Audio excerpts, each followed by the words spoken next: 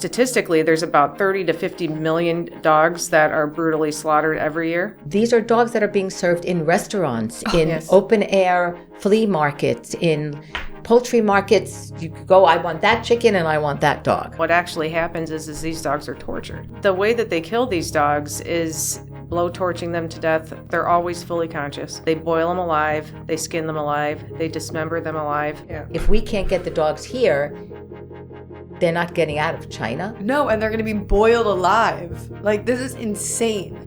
Like, I get like so angry and then so sad, and I'm sure you experience these emotions too. It's like you just don't know what to do.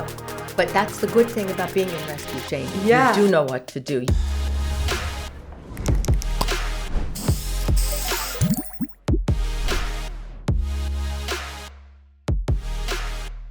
What the hell is up, everyone? My name is Jamie Logan, and today I am here with animal rights lawyer and activist Bonnie Klapper, and I'm also here with Brandy Cherven. She is the executive director of Run to the Rescue, and peace will follow. That's the quote that I know from River Phoenix. Yes. That's what I named it after. Absolutely. The more you know. Thank you both for being here today. Thank you for having us. This episode today is going to be about the dog meat industry and the rescues that these two incredible women do. And we're going to break down the culture that this comes from, why, kind of busting all the myths and hearing some incredibly inspiring but also very emotional stories of these survivors. Why don't you just give me a little bit of background about both of you and how you got involved in this kind of work? Well, about, I would say 9 years ago, I rescued a dog for my daughter named Charlie from the dog meat trade, from a different group, obviously, because we didn't exist back then. And during a video call to see this dog, Charlie, I see a three-legged dog in the back that's kind of hopping around, looking very broken. I'd never seen a dog look so sad. And I asked the owner of this group if I can have a video of just her. And then I decided, you know what, let's just take 2 dogs. I can do this. So, and I already had 3 of my own because, you know how all of us animal people are. We can't just have one. Mm-hmm. So I ended up getting her home, and Sunny was, as far as broken goes, she was probably the most broken animal I had ever seen. She was, I'm very used to every dog loves me, and she came in the house and was terrified. Mm-hmm. She was hiding under everything she could. She wouldn't let me touch her, not even with a fingertip. I ended up at the time taking 3 weeks off of work just so I can spend with her. Wow. And I guess maybe it was probably about 6 months of rehab with her at my house. And eventually one day she came up to me and she stuck her chin on my knee. And then she looked up at me and that darkness was gone. And then I thought, you know what? I need to do this. I need to help more dogs like her. Mm. And I basically just, on a whim, I'm an Aries, so I do things like at the drop of a hat. So I just said, you know what, I'm quitting my job and I'm going to do this instead. And that's what I did. And I've been doing this ever since. Wow. And what about you, Bonnie? How did you get involved in the animal rights scene? So I was one of the lucky Donnie Moss acolytes. I'd been a prosecutor, became a defense attorney, proud vegetarian. Boy, am I great. I don't eat animals.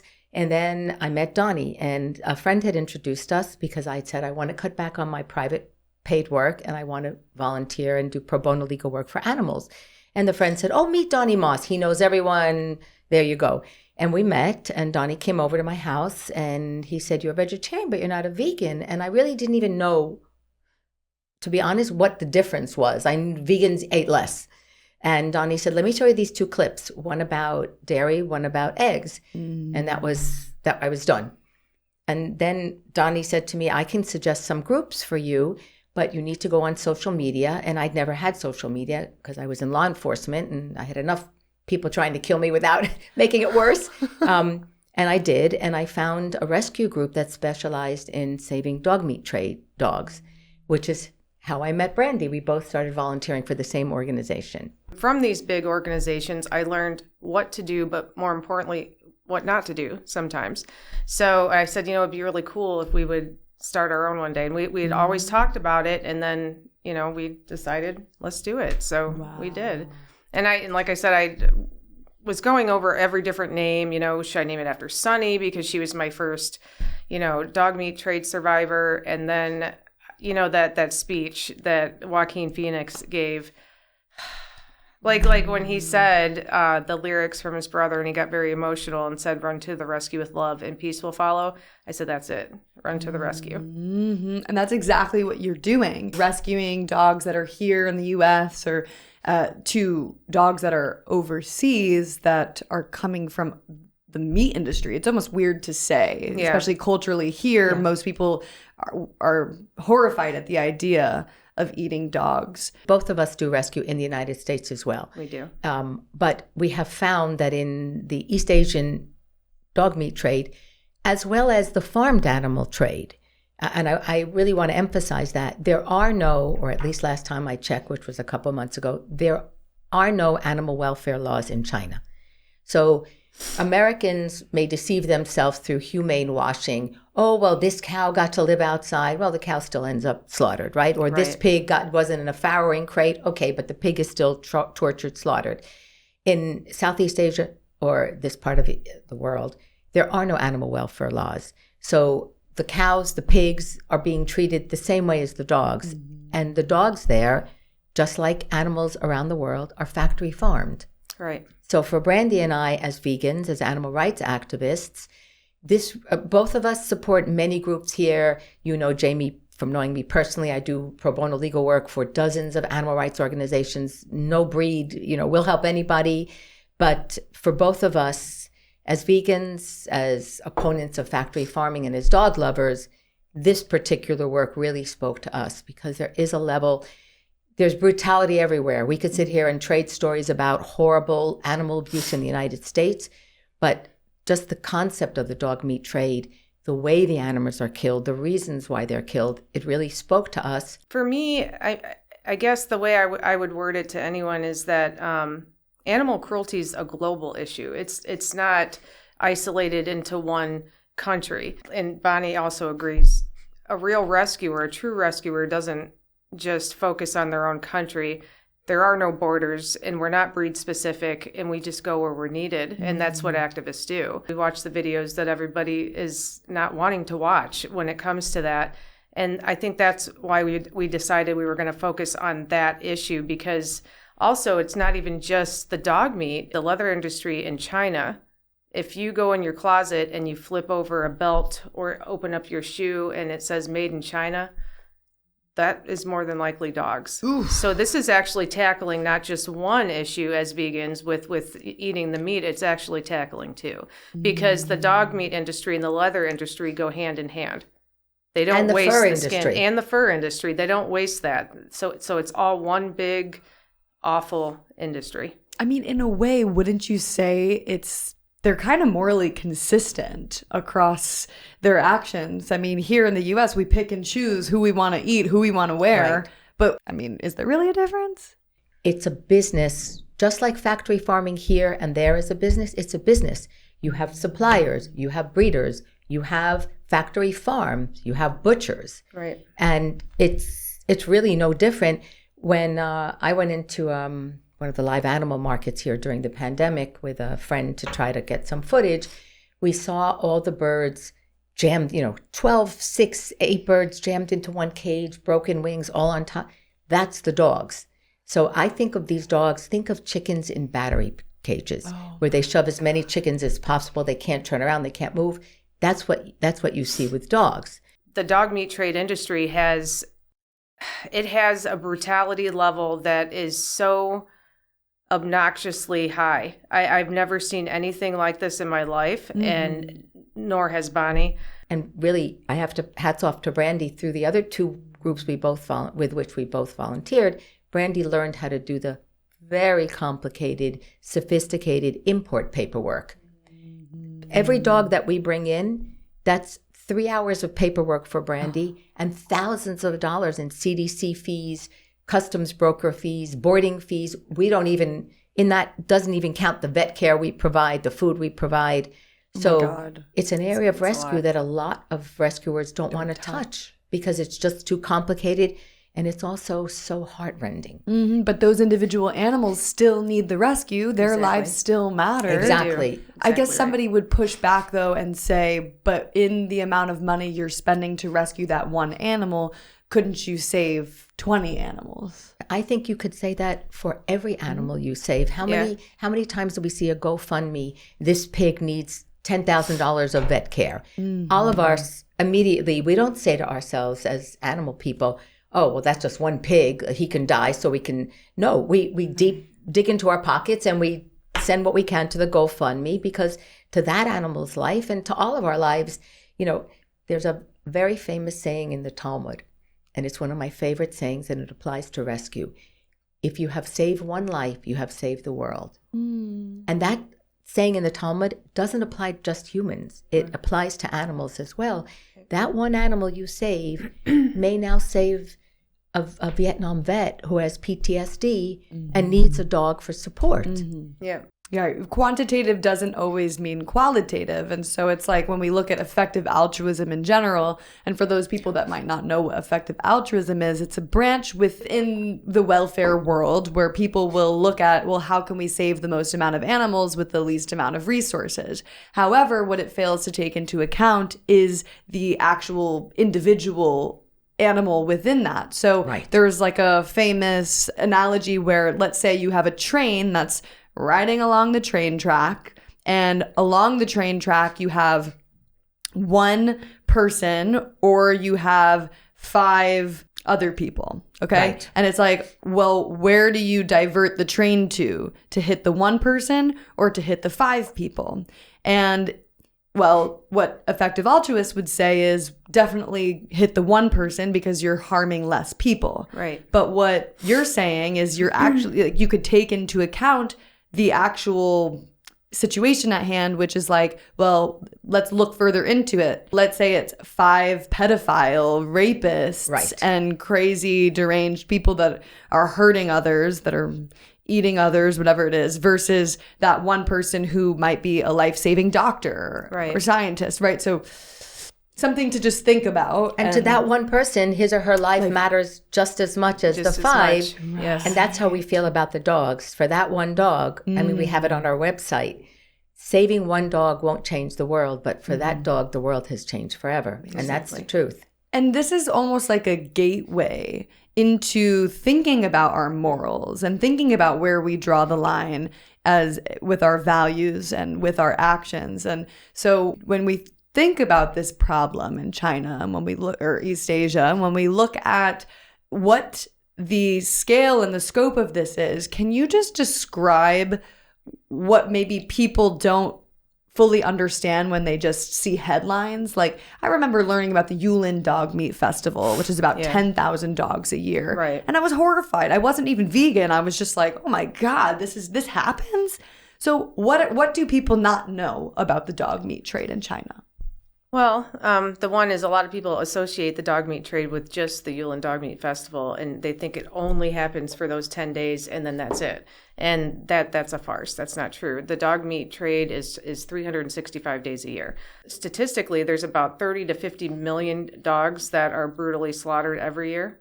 Not just in China, but around the world. Wow. And they also, they have a lot of customary cultural beliefs that can, be a little troublesome. And obviously is for us, which is another reason why we dedicate a lot of our activism there. The dogs aren't killed in a way that people think that they are, because you got people here that'll criticize us and say, well, that's their food. That's their food. That's just what they eat. And they're so removed from what actually happens because they don't want to know. And what actually happens is these dogs are tortured. The way that they kill these dogs is blowtorching them to death. They're always fully conscious. They boil them alive. They skin them alive. They dismember them alive. And I know this is awful to hear. I've seen it. I have to edit those videos, and I've seen this myself. And they do this because they believe that eating the dogs after they consume them, they believe that the adrenaline that pumps into their tissues, that it tenderizes the meat. Some of them believe that. Some of them believe that the adrenochrome that's released in their tissues will give them youth and longevity if they eat it. There's a lot of superstition that's involved. And that's primarily for me one of the biggest reasons why I stick to it. Everybody always asks me, hey, how do you keep doing this? Why do you keep doing this? That's why. I heard that it was because the men think they're going to get bigger dicks. That's another one. Another one. This is also true. They believe that they're more virile. The more pain the dog is in when they consume the dog, the more virile they will be.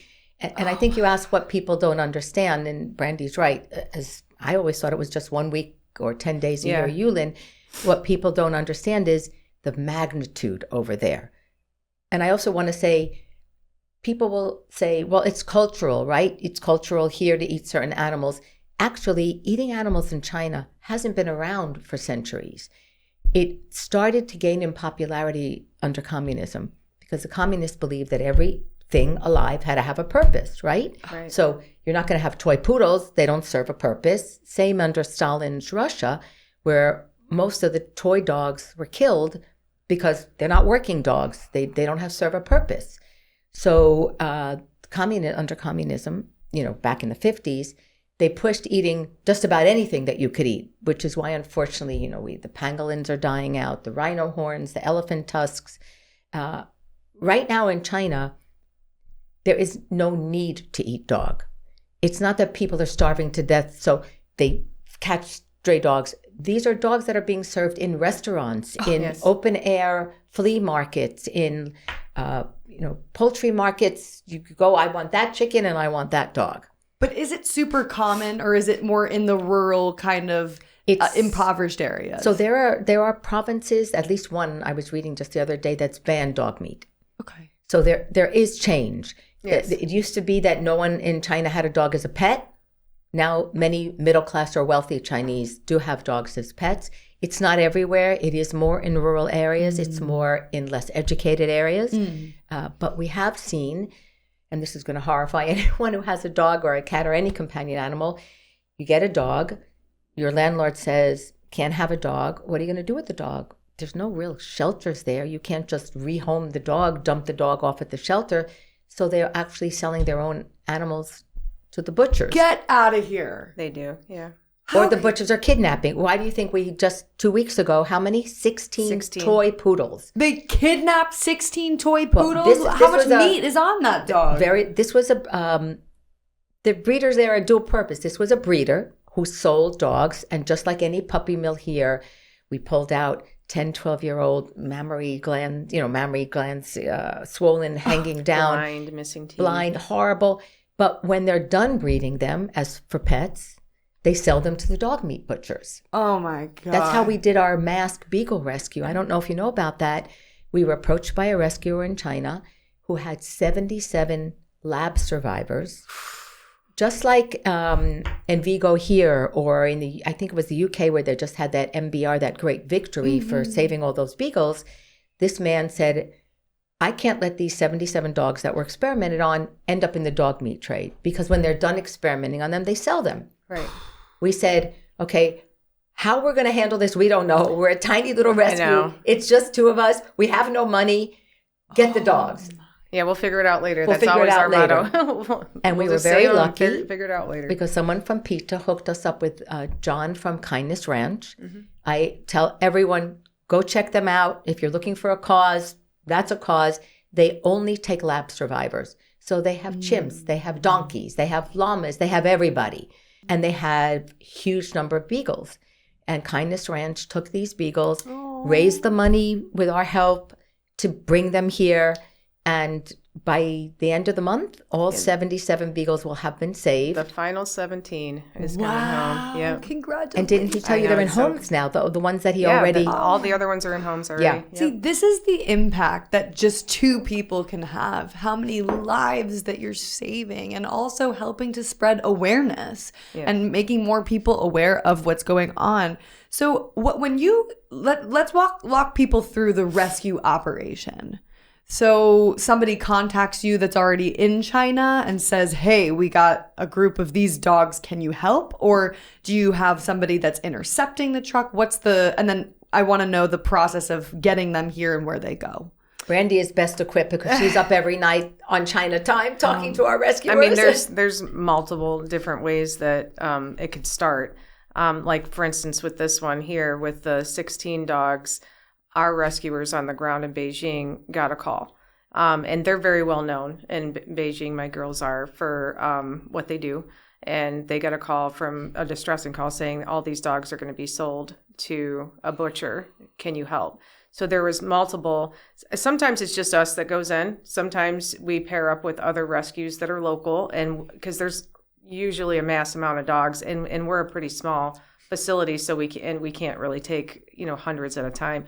So we all kind of split them up, and most people pick the young, the cute, the ones that are more adoptable, and we kind of have a way of ending up with all the ones that nobody wants, and that's I kind of wouldn't have it any other way. The underdogs are my favorite. So we have 16 senior dogs. One is missing a leg, and he has to have his eye amputated too. And we have a paralyzed dog that was dragging herself around. I mean, literally her bottom, she has to have just dead tissue removed because she's just constantly dragging herself for God knows how long. Because she had an accident when she was being transported to the slaughterhouse, or she was from the breeding facility. So and the worst part about it is she was still being used to breed, even though she wasn't able to walk. Oh. So I mean, it was really like sad, pathetic, awful. But a lot of times, like even with the rescue for because she renamed him. Alfie Romeo. Romeo. Yeah, I'm thinking Alfie, and I'm trying to remember his new name, Romeo.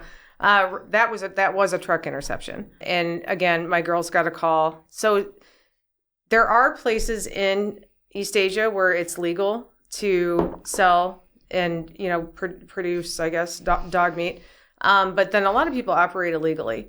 So the girls can go and they can basically interrogate them, and they do. I mean, these two are super brave, and I mean, they're about the size of you and I. So I mean, they're over here confronting these men, and they ended up getting 9 off of the truck, and we took them too. The other one. No, there was other people. There was other people there too. Other rescues. We would take every single one. We don't ever leave a dog behind. Oh my gosh! Yeah. Wow. So what happens after you get one of these calls, and then talk about the process of getting them on the plane, and then when they arrive here? Brandy writes to me and says, "Can we take 16?" And I say, "We'll find a way.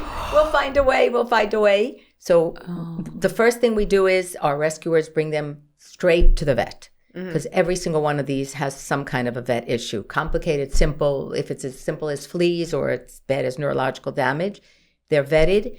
And then our amazing people in China, and we do want to give them a huge shout out because they're on the front lines. We won't say their names for safety reasons. We have a space there, a daycare there that carved out a little space for us. They put Brandy's picture and run to the rescue. We bring them to our daycare. Beijing Street. Yeah, it's beautiful. And the dogs there are safe. And so we try to acclimate them to human contact, socialize them. And then we say, like you'll see tomorrow, it's time to bring them home.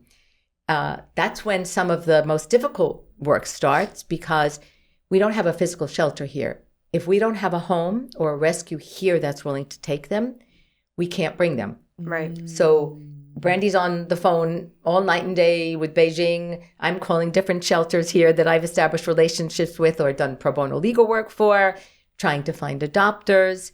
And we don't want to scare anybody away. At this point, every single dog we've brought is happy and wonderful in a great home. Yes.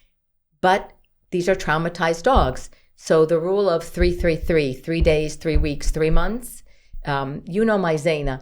Zaina came from the southwest border. She was caught by dog catchers and kept in a metal box with air holes until she was pulled for rescue. Oh. And for the first 3 months, my husband, who Jamie knows, who's patience of a saint, not as good as Brandy's husband, who lets her have 9 animals, but anyway, said, "You brought me a dog. The dog won't let me touch her. She won't let me kiss her. She won't let me pet her." He was like, "What did you do?" 3 months to the day almost, Zaina started barking and started shoving her tongue in Lonnie's face. Yeah. So we tell people, you're not getting a breeder dog. Right. You're not getting a dog that's house trained, but you are getting a dog that once she knows or he knows you're their people, I don't want to cry, that dog will give you more love than any other dog because they know you save them. Right. And we always say in rescue, but they really save us. When I got my most recent rescue, my Checkers, my boy, who bit John DiLeonardo on the face. And John's reaction, I said, John, there's blood on your face. And he's like, yeah, can I have a glass of water? Anyway, when Checkers, I was destroyed. My Zeke that I adopted saved me. So we think we save them, but in rescue, we know they really save us. They teach us so much, animals. I mean, really, I owe my dog Daisy, my childhood dog, everything to the reason why I am an animal rights activist today. Like she was the person, and I do call her a person because Daisy, all animals are people too. She was the person that like woke me up to this and made me realize that, wow, these animals have souls. Yeah. You just have to watch one video of the dodo today. We love the dodo because they featured our Kronk, who Brandy will talk about. But the dodo today has a video of a cow playing fetch. Oh, I saw that. Yes. I love that. You watch that, and how could you say this cow is any different or less deserving than a dog? Right. That's it. And it shouldn't be about how they treat us or how much love they give us for them to deserve the right to live. Exactly. I know a lot of people that are not only not giving me love, but that are like really saying mean things online. Does that mean that they shouldn't have the right to live? We should lock them up in a cage? Yeah. Right. I mean, maybe we should put. I was going to say some of them, Jamie, maybe. but these like innocent animals. That actually reminds me of Alex Hershaft, I believe. Yeah, that always sticks with me when he had told that story of when we're children, we're taught that the dog on our sofa is to be loved and respected, but the pig in the barn can be dismembered, murdered, and eaten.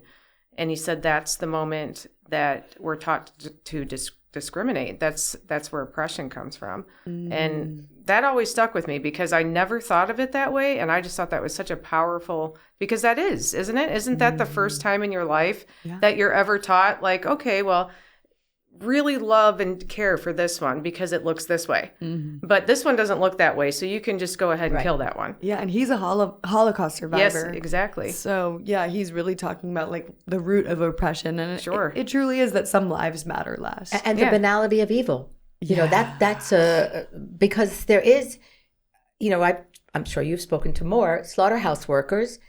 They don't want to have to do this work, most of them. Most of them are immigrants. They can't find a better job. It's horrible work. But after a while, they become immune to the cruelty because you're seeing it. And I think you're served meat as a child, as an adult. You don't think about it. But if you're confronted, that's why, Jamie, we've got to get Lonnie to a sanctuary because I know if I can get that man to a sanctuary, he's going to stop eating animals. Okay, I'm going to work on it. I will. We're going to bring him to Tamerlane if I have to. Bonnie's husband. Wilbur. Yes, exactly. It's spending time with these animals. Even the children that are eating dogs in East Asia. Yes. I mean, what are they, evil? It's this like you just become accustomed to it and it just becomes normalized and you get desensitized. So speaking of these stories and this like long process, this rehab process, I mean, maybe continue on how long, you said 3 months about is the sweet spot for. Yeah, it really depends on the dog. Yeah. Brandy mentioned little Alfie, who's now Romeo. When we had him, he was Alfie. He lost a leg when his leg was crushed between two cages on transport. And he came back. He's in a home. God bless these people. They have 8 other special needs toy poodles. No. 9? No. How many? 10. Now they have 10. So now they have 11 total. 11. Amy and Greg, shout out to you. Yes. And so I've known them for years, and they adopted a dog from me. Gosh, I'm going to say, I hope I'm right, 6 or 7 years ago, they adopted Sandy, a little poodle from the dog meat trade. And they fell in love with her so much that they have just kept devoting their lives to saving more dogs like her. So they're wonderful. But when now Romeo got there, Romeo was fine after a couple of days. Oh. It depends also, for example, Harry, who has my heart. Oh, yeah. Harry came straight off the Yulin truck. He was literally hours away from being boiled, barbecued, eaten. When they come like that, it really does take a full 2 or 3 months. Harry, his foster, told us that he slept sitting up with one eye open. He wasn't aggressive. You try to pet him, he would back into a corner. Yeah. After about 6 weeks, he would start taking food from your hand. 3 months or so, he's fully integrated. He has dog siblings. He's loved. So again, dogs, just like humans, have different personalities. Some are more easily, they relax more quickly. Others take longer. Yeah, you got to be patient. I mean, it's amazing how they are so forgiving. Like, if that happened to me, I would never trust a human being ever again. Never. Well, that's why they use beagles in lab experiments, because they're the most trusting of animals. So you can abuse a beagle, and we see it in China. Especially with golden retrievers. Yeah. They believe that Goldens are an aggressive breed because they'll aggressively come up to you and love you and kiss you and want to be pet. And so in certain cities in China, you can't walk your Golden in the street. And if a police officer sees you with a Golden, they're licensed to kill the dog on the spot. We've seen the videos. You don't need to.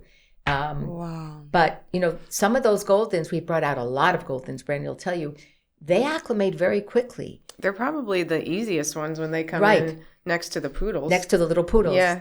So it depends on the dog. It depends on the breed. We've brought out Frenchies.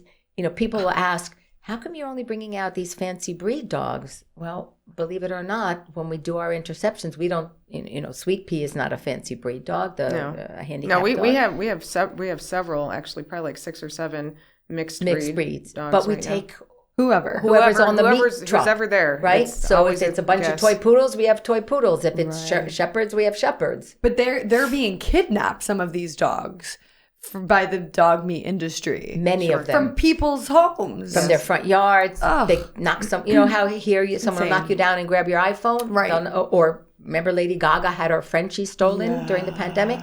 They'll steal your dog. Jesus. That's one less dog that they have to breed and pay for to sell. It's free meat for them. It is so disturbing on another level. I mean, it's unfathomable, really.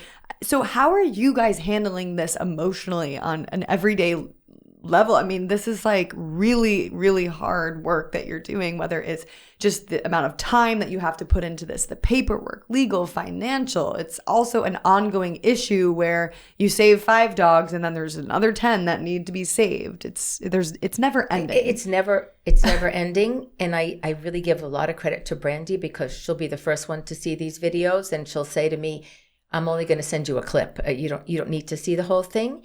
I think what keeps us going, first of all, we love each other and we have a lot of fun together and we laugh together.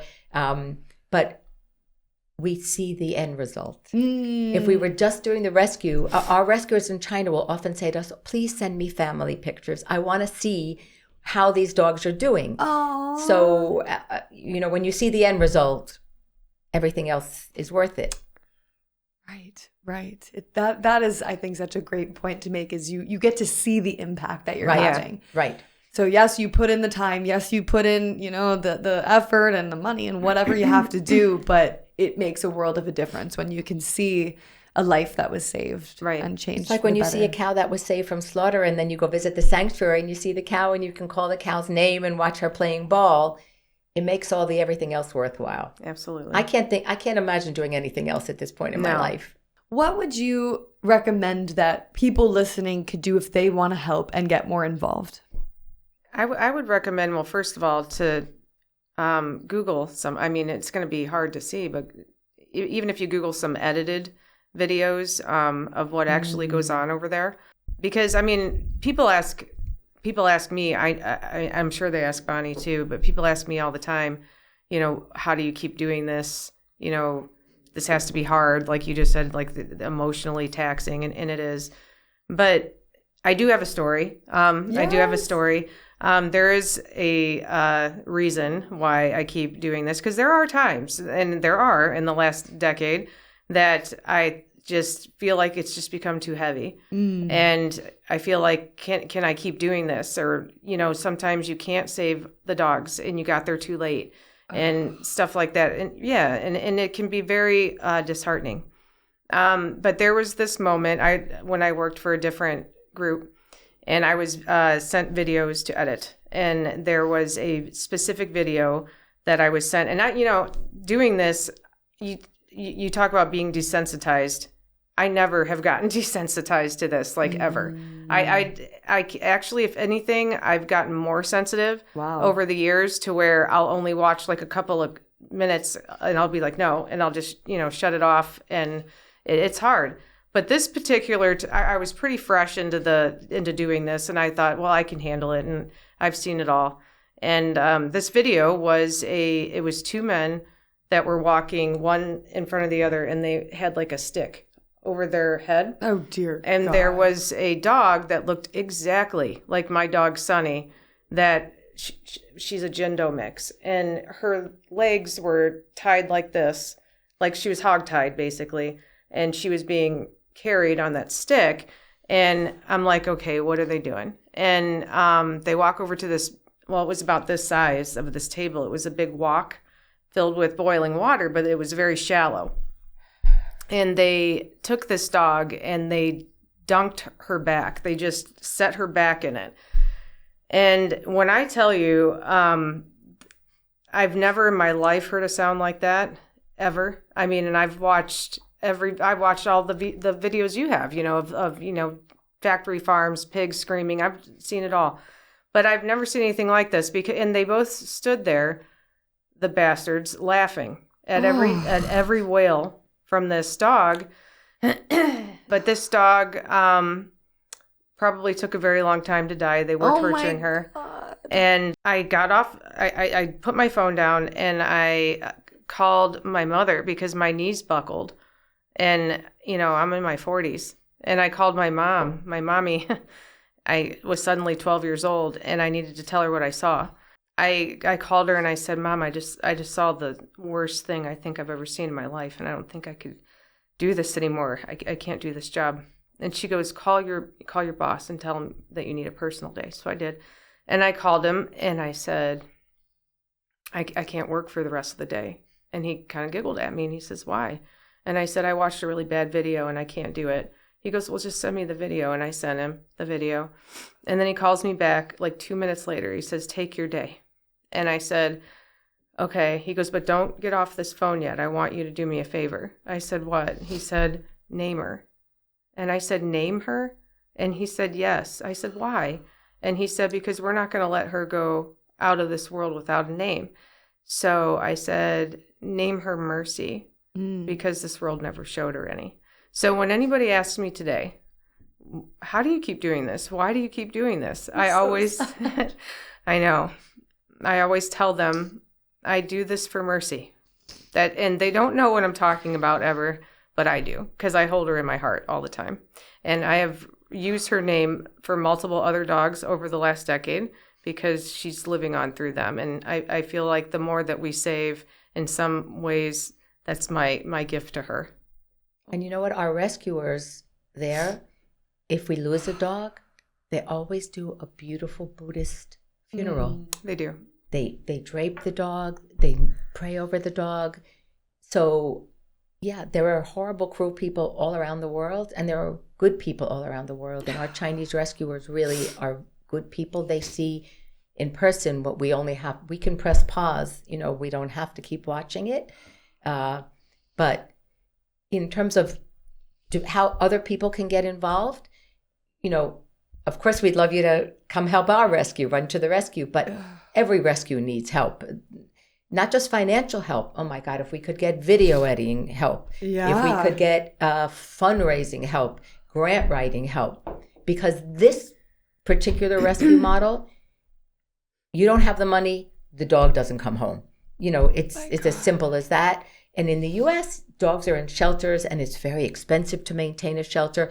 But statistically, someone's going to come in, see that dog, fall in love, bring that dog home. Yeah. If we can't get the dogs here, they're not getting out of China. No, and they're going to be boiled alive. Like, this is insane. like I get like so angry and then so sad, and I'm sure you experience these emotions too. It's like you just don't know what to do, and then. But that's the good thing about being in rescue, Jamie. Yeah. You do know what to do. You see it and it breaks your heart, and you know there are things you can. I mean, but these men should be put in the electric chair. But the thing is, who knows how they were raised? Who knows if they were taught that torturing animals was good and fine and okay? I mean, these guys were really a particularly heinous example. Yeah. So I try to look into, how were they brought up? Right. We were all brought up to eat meat, right? Right. And it took me until I was 60 to know that you shouldn't eat dairy, you shouldn't eat eggs. So I was 50 to know you shouldn't eat animals. Right. So this work, I think, really also helps spread the message. Factory farming is bad, whether it's cows or pigs or dogs or cats, because they also do this to cats. You just don't hear about it as much. And it's wrong. Absolutely. And just like you don't want to eat, people will say to me, well, what's wrong with leather? It's a byproduct. Well, actually, no, it's not a byproduct. And perhaps if they couldn't also sell the skin for leather, the meat production wouldn't be worth the money. Yeah. So you go and you buy a coat from some of these East Asian suppliers, that fur, which you think is raccoon, is very likely dog. Oh, yeah. So the first thing you can do if you want to help shut this system down is don't buy leather. Don't buy, right now it's a huge thing. It's nothing to do with dogs, but there's a sanctuary I work with in Colombia called Namigni Animal Sanctuary, and they're publicizing the ejido trade, EJIDO, if you want to look it up, skinning donkeys for leather.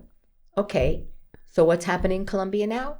There's a massive donkey robbery rings. People are literally stealing donkeys from families, from farms, for their skin. Oh my God. Cows, it's, every part of that cow gets used. So maybe if there wasn't a secondary market for what they call byproducts, they couldn't afford to make the meat production wouldn't be economically viable. So don't wear animals. Don't eat animals. And that goes for every animal. Absolutely. And I think, a lot of people listening to this, they're going to be, shocked, appalled, disgusted. And if you're not yet vegan, it is, I hope, something that you'll consider after listening to this episode of the same way you feel about these things happening to dogs. Vegans also feel about happening to all living beings. Right. And that's really all it is. And so if we ask ourselves, okay, well, is it okay to eat dog meat if they lived a good life and then they were just killed? Or if they were humanely killed? Yeah, humanely killed, right? Is it okay to wear dog leather because, it was just quick and it looks fashionable, and is it because it's more sustainable, they'll say, right? So putting dogs in that situation, I do find really helps people make that connection. And what sometimes I do is I go out on the street and I do the Elwood's organic dog meat demos. They are fantastic. Oh my God, people are like up in arms. They are enraged. I've seen people knock down our posters and our signs. They're like, you're sick. You're disgusting. Yeah. How could you sell dog meat? What do you mean pug bacon? This is Cocker Spaniel sandwiches. Come on. And I'm like, okay, calm down. The way you're feeling right now is actually how we feel. And they're like, huh? And I'm like, just hear me out for a second. I feel the same way about all animals. I don't think we should be eating any of them. And then they're like, wait, what? And I'm like, this is just a spoof. Right. Okay. But after hearing this episode, it does happen. Right. But it's just to help people make that connection with, and here in America, to I guess, connect their empathy across the board, expanding that circle of compassion and recognizing that, that these animals, they feel pain, they suffer, and if we don't have to harm them or do these things to them, then we shouldn't. It's not a survival situation. It's when I see people these days, it's sickening me, but I've seen more fur coats than I saw a couple of years ago. And I feel like grabbing the person and saying, you don't need to wear fur to not be cold. Right. So, and you don't need to eat animals to survive. But then they say it's vintage. Yeah. Okay, right. But that still meant that animal was killed, right? And where I buy a lot of my clothes, they sell fake fur.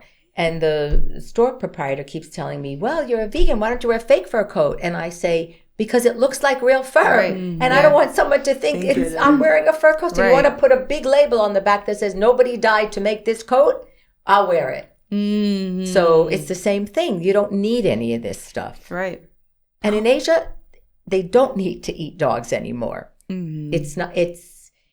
People will say, oh, it's a religious thing. No, it's not a religious thing. Oh, it's a cultural thing. No, it really didn't exist. I mean, people have been eating dogs.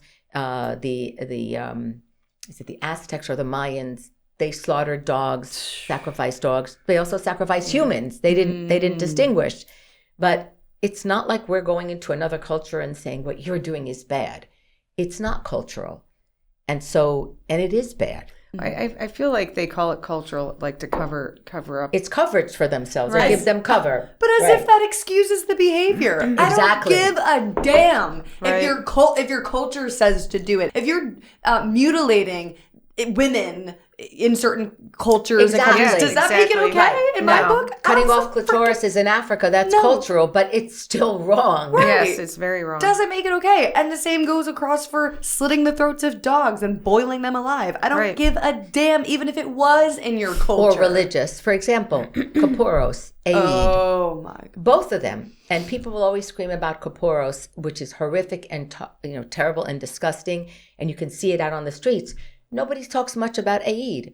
Once a year, these live animal markets all over the world and in New York kill a cow or a bull for that particular holiday. Right. I don't care what religion. No. If you believe that religion the word comes directly from God, go back to your holy texts.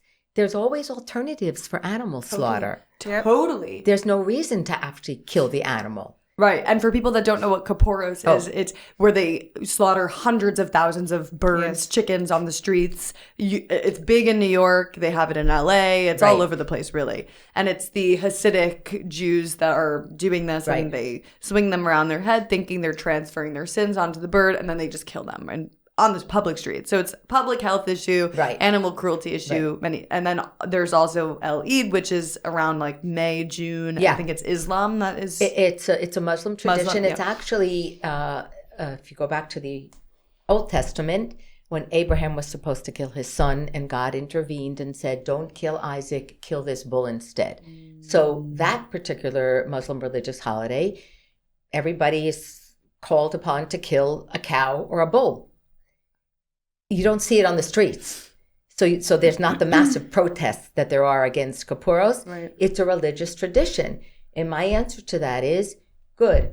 It's a religious tradition from thousands of years ago. Right. You don't need to do it now. How you can read evolve? The story. Yeah, exactly. We've evolved, and so we don't need to do it. And I have to say, Kaporos at least offers an alternative. Yes. You can do that with coins, and the coins go to the charity. But other religious slaughter, there have been instances, people keep calling me about Santeria's dog slaughters in local parks. And believe it or not, the park police aren't going in to prevent it because they're afraid. They're afraid of the people. Now, again, no religion. Santeria is primarily Haitian and Dominican. It's part of their religious belief. That doesn't make it acceptable right? So we're not saying, oh, in China, you're all bad. This is cultural. You shouldn't eat dogs. We're saying, and we should all be saying, doesn't matter where you live. It doesn't matter what type of animal. It's unacceptable today. You don't need to do it today. You don't need the animals for their food, for their leather. No. There are alternatives. Beautifully said. Yep. Beautifully said. So what does the next 5-10 years look like for Run to the Rescue? Go for it. Well, I would say I'm hoping to expand at some point in Beijing, because right now we are basically renting a space, I would say. I got real lucky because I had a contact there that knew the woman that has a boarding facility. So she was just basically kenneling dogs for people going, away or whatever. So I had a meeting with her and I said, I have an idea. I said, what if we rent your space and we use it as a little rescue. Right now, I think our biggest need there would be a quarantine facility of our own added on, because, you know, you can't bring in the dogs that you just rescue off of a truck in with your dogs that are already vetted. Right. So that would be one. I would like to expand at some point. Have you been in person? No. I was there right before the pandemic, volunteering at another dog rescue there. And it was, a phenomenal experience, but it was a crazy experience. It was snowing. It was the first time it snowed in Beijing in decades. And we're out there feeding the dogs and trying to make videos of the dogs. But yeah, that would be fantastic. And for anybody listening in, we really need help building a foster and adopter network in the United States. Okay. Because as I said, we don't have a place for the dog to go. We can't bring out the dog. So anybody who this mission in particular speaks to, reach out to us. Yeah. You can just message us through Facebook, Instagram, and we'll get you involved. Often we get someone who wants to adopt, but they're in Wisconsin. And because of the stupid CDC rules, you can only fly in dogs from China into LA, New York. There's 6 ports. Oh, there's 6? Oh, I thought LA, New York, Atlanta, and there's a few others? Miami, too. Oh, you can do Miami. Yeah, oh, okay. Pennsylvania. But we need transporters. Right. A lovely person reached out to us, said, hey, I do animal transport. Perfect. But, it would be even better if we got free transporters, right? Yeah. So we need people to help us with the mechanics. Great. Yes. People that are listening, if you want to get involved, this is such a great way to do so. Right. And you can do it from your home. You don't have to travel. It's a lot of making phone calls, a lot of sending emails. Especially Brandy, who's up half the night with China, we could really use that kind of help. Right. And so tomorrow we're actually going to the airport. Why don't you just share with my audience what that day is going to look like? It's pretty exciting. I mean, number one, we get to see dogs that we've only seen through videos, and we get to give them their names, and we rescue them from just such horrendous things, and then we see them, and it's always so sweet because so what we're going to do is we're going to go to ARC Pet Oasis.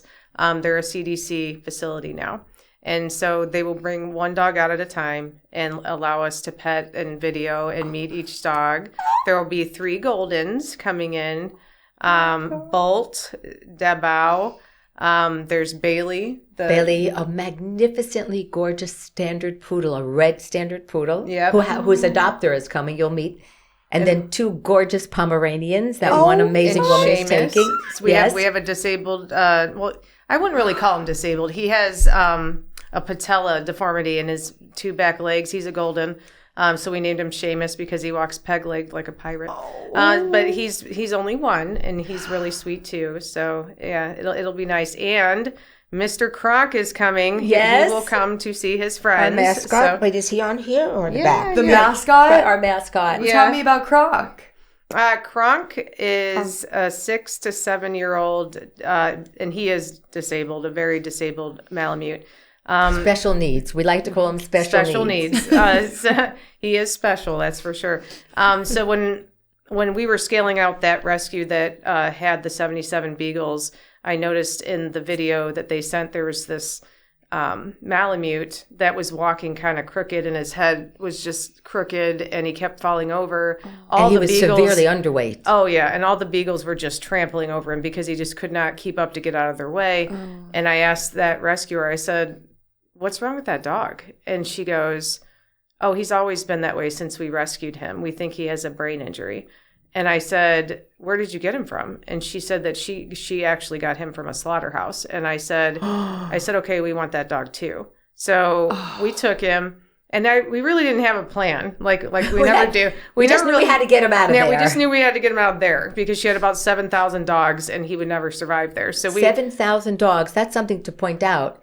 And 2 women work at that shelter. Yeah. What? That's the magnitude of the problem. I mean, which is part of our rescue mission, is that we want to help these rescuers over there that are so overwhelmed, and they don't get any assistance by No anyone. funding. So Zero. that's why they reach out to Americans that know how to do this, so that way we can have, social media outreach and things of that nature to try to help these women out. So Can you get them adopted within China as well? yeah, we can. I mean, I do like adopting. We've had several adoptions into Hong Kong, and that's worked out pretty nice. Yeah, we can. But most of the Chinese want purebreds. Yes. And a lot of these dogs aren't purebreds. Exactly. Oh my gosh. Which the ones that we adopted out were purebred poodles. I'm like, give me the one with no teeth. Exactly. The oldest, the Me. one that nobody wants. That's Brandy. Yeah. But That's finish me. about Kronk because Oh, so we take him back to our shelter, and as soon as they sent me the first video of him, like a really good video. I mean, like you just said, give me the one with no teeth. As soon as I saw him, I knew that was my dog. That's your dog. Like that's my dog right there. I don't know what's wrong with you, but you're coming home with me. So about 3 to 4 months of rehabilitation for him, just in order for the CDC to accept him, because they're very strict, and even if the dogs come in with a little bit of a skin disorder, they can reject them and send them back. and they literally put them back on the plane, which is why the good news for adopters is if you're getting a dog from us, that dog has had so much They're vet almost care overly vetted at this point. Yeah. because they can't come in unless they have all their vaccinations. I remember once they were trying to reject a dog because I guess during the transport she must have been licking her paw, and she had a hot spot on her toe, and they were going to. Thank God we were able to get the records that showed no, that's. It's Oh my. yeah. But Kronk, Very we strict. were worried they wouldn't let him in because he's such a disaster. I didn't even sleep for like probably 72 hours. And then when he was in flight, I was just pacing and pacing. I drove up here.